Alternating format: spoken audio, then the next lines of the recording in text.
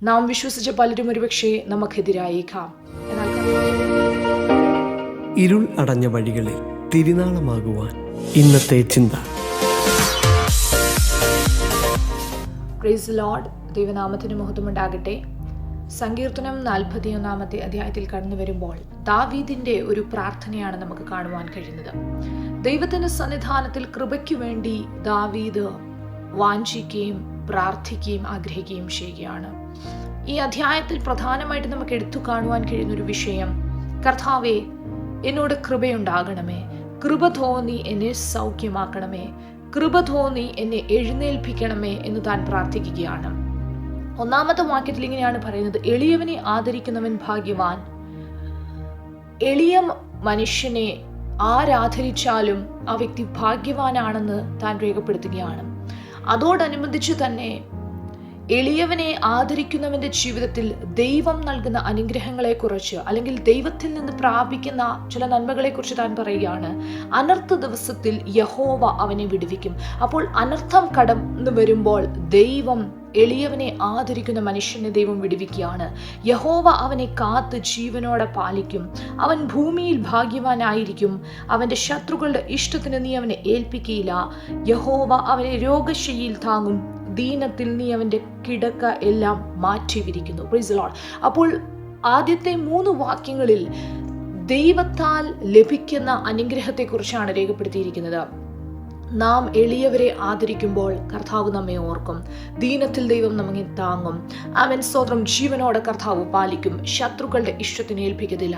അവൻ പുതിയ നിയമത്തിൽ കടന്നു വരുമ്പോൾ എളിയവരോട് വേർതിരിവ് കാണിക്കുന്ന പലരെക്കുറിച്ചും ലേഖനത്തിലൂടെയൊക്കെ നമുക്ക് കാണുവാൻ കഴിയുന്നുണ്ട്. മുഖപക്ഷം കാണിക്കുന്ന പലരും ഈ ഒരു സമൂഹത്തിന്റെ മധ്യത്തിലായിരിക്കുമ്പോൾ, പ്രിയ ദൈവത്തിന്റെ മക്കളെ, നമുക്ക് എളിയവരെ ആദരിക്കുവാൻ കഴിയുമോ? അങ്ങനെയെങ്കിൽ നാം ഭാഗ്യവാന്മാരെന്നാണ് ദാവീദ് രേഖപ്പെടുത്തുന്നത്. അതിനുശേഷം താൻ കർത്താവിന്റെ സന്നിധാനത്തിൽ കഴിക്കുന്ന ചില പ്രാർത്ഥനകളിൽ ഒന്നാമത്തെ ഒരു വിഷയം താൻ പ്രാർത്ഥിക്കുകയാണ്, കർത്താവേ നിന്നോടല്ലോ ഞാൻ പാപം ചെയ്തിരിക്കുന്നത്. നമ്മുടെ ജീവിതത്തിൽ ഏറ്റുപറയുവാൻ നമുക്ക് കഴിയുമോ? കർത്താവിന്റെ സന്നിധിയിൽ തന്നെയാണ് ഞാൻ പാപം ചെയ്തിരിക്കുന്നത് എന്നൊരു ഉറപ്പ് ദാവീദിനുണ്ടായിരുന്നു. ഒരു മനുഷ്യനെയും ബോധിപ്പിക്കുവാനല്ല, ദൈവസന്നിധാനത്തിൽ പ്രാർത്ഥിക്കുകയാണ്, കർത്താവെ നിന്നോടല്ലോ ഞാൻ പാപം ചെയ്തിരിക്കുന്നത്. അത് താൻ ഏറ്റുപറയുകയാണ്. തൻ്റെ ജീവിതത്തിൽ ഒത്തിരി വൈരികളുണ്ട്, തൻ്റെ ജീവിതത്തിൽ ഒത്തിരി ശത്രുക്കളുണ്ട്. അവരൊക്കെ തന്നെ പകയ്ക്കുന്നവരാ, അവരൊക്കെ തന്നെ നിന്ദിക്കുന്നവരാ. അവൻ ഒരു ദുർവ്യാധി അവനെ പിടിച്ചിരിക്കുകയാണ്, അവൻ കിടക്കയിലായി, ഇനി അവൻ എഴുന്നേൽക്കത്തില്ല എന്ന് പറയുന്ന അനേകരുണ്ട്. ഇതൊക്കെ താൻ വിവരിച്ചു ഈ അധ്യായത്തിൽ പറയുകയാണ്. തന്നെ നോക്കി നിൽക്കുന്ന ശത്രുക്കൾ, തൻ്റെ പരാജയം ആഗ്രഹിക്കുന്ന വൈരികൾ താൻ ദൈവത്തോട് പ്രാർത്ഥിക്കുക, കർത്താവേ എന്നോട് കൃപ തോന്നി എന്നെ എഴുന്നേൽപ്പിക്കണമേ. ഞാൻ പകരം കൊടുക്കേണ്ടതിന് കർത്താവ് എന്നോട് മനസ്സിലിടണമേ. Praise the Lord. താൻ പറയുന്ന ഒരു വിഷയം ഇങ്ങനെയാണ്, എൻ്റെ കൂടെ അപ്പം കഴിച്ചവർ. ആമേൻ. അതിൻ്റെ 9 വാക്യം പറയുകയാണ്, ഞാൻ വിശ്വസിച്ചവനും എൻ്റെ അപ്പം തിന്നവനുമായ എൻ്റെ പ്രാണസ്നേഹിതൻ പോലും എൻ്റെ നേരെ കുതികാൽ ഉയർത്തിയിരിക്കുന്നു. ആമേൻ. നാം വിശ്വസിച്ച പലരും ഒരുപക്ഷെ നമുക്കെതിരായേക്കാം.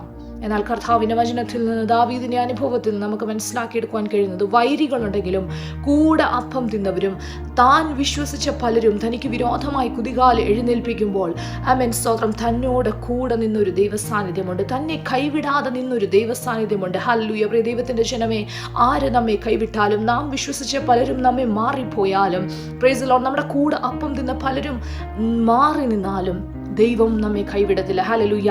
അതിന്റെ അവസാന ഭാഗങ്ങളിൽ താൻ ഇങ്ങനെയാണ് പറയുന്നത്, നീ എൻ്റെ നിഷ്കളങ്കത്വം നിമിത്തം എന്നെ താങ്ങുന്നു, നിന്റെ മുൻപിൽ എന്നേക്കും എന്നെ നിർത്തിക്കൊള്ളുന്നു. ഇസ്രായേലിന്റെ ദൈവമായ യഹോവ എന്നും എന്നേക്കും വാഴ്ത്തപ്പെടുമാറാകട്ടെ. ഹല്ലേലൂയ. എൻ്റെ നിഷ്കളങ്കത്വം നിമിത്തം നീ എന്നെ താങ്ങുന്നു, നിന്റെ മുൻപിൽ എന്നെ നിർത്തിക്കൊള്ളുന്നു. അതെ, നമ്മുടെ നിഷ്കളങ്കതയെ കർത്താവ് കാണുന്നുണ്ട്. God sees the innocence of our hearts. Hallelujah. നമുക്ക് ദൈവസന്നിധിയിൽ നിഷ്കളങ്കരായി തീരുവാൻ കഴിയുമോ? ഹല്ലേലൂയ. ഒരു ശിശുവിനെ പോലെ ആമേൻ സ്തോത്രം കർത്താവിന്റെ സന്നിധിയിൽ നമ്മെ തന്നെ സമർപ്പിക്കാൻ കഴിയുമോ? നമ്മുടെ അവസ്ഥകളെ അറിയുന്ന കർത്താവ് ആമേൻ നമുക്ക് വേണ്ടി പ്രവർത്തിപ്പാൻ ആ ദൈവം ശക്തനാണ്. വൈരികളും ശത്രുക്കളും ഉണ്ടെങ്കിലും അതിൻ്റെ മതത്തിൽ ക്ഷീണിച്ചു പോകാതെ, പതറിപ്പോകാതെ, യഹോവയിൽ മാത്രം ആശ്രയിച്ച് മുന്നോട്ട് ചുവടുകളെ വെക്കാൻ കർത്താവിൻ്റെ ആത്മാവ് നമ്മേവരെയും സഹായിക്കട്ടെ. ഈ വശങ്ങളാൽ കർത്താവ് ഏവരെയും അനുഗ്രഹിക്കട്ടെ. Thank you and God bless you.